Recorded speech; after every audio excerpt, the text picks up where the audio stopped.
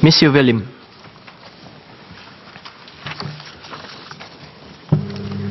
Sir, a nation is grounded in its history and common frames of reference. The names we put on public buildings become part of our nation's consciousness, a collective memory for present and future generations. Today, we see the commercialization of facility names all over Singapore. We have the DBS Singapore Gallery and the UOB Southeast Asia Gallery at the National Gallery, Singapore, the Far East Organization Children's Garden at the Gardens by the Bay, the OCBC Arena and the OCBC Aquatic Centre at the Singapore Sports Hub. Had there not been a public outcry over naming rights, the Sports Hub and facilities flanking our national stadium might be known as OCBC World today. Our public universities too are dotted with many examples, like the College of Alice and Peter Tan and the Mokhtar Riyadi Building. While the generosity of donors should be encouraged and accorded due appreciation, what kind of message are we sending by naming even a children's playground after a corporate entity? Some clarity from the government was seen in 2013 when it came to national icons such as the National Stadium and Sports Hub.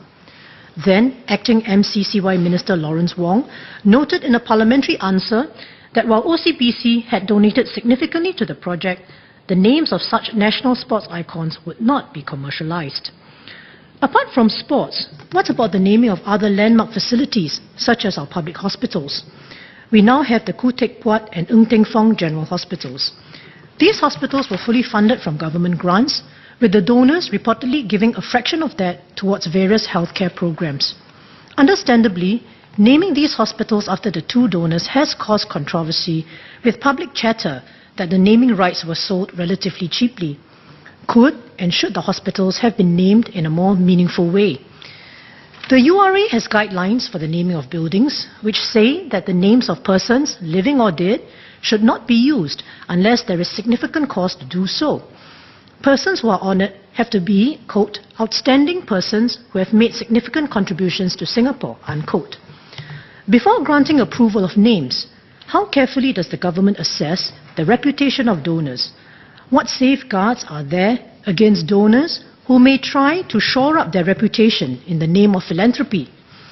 The issue is even trickier when the donor is a living person, as his legacy could always turn from good to bad if he gets into personal, financial or legal problems later. The question is, to what extent the names of our public buildings should be sold to the highest bidder? Should we have loftier aspirations instead, by naming public facilities to reflect ideals rather than wealth? In comparison, names like the Lim Bo Seng Memorial bring abundantly more to the national consciousness and to future generations.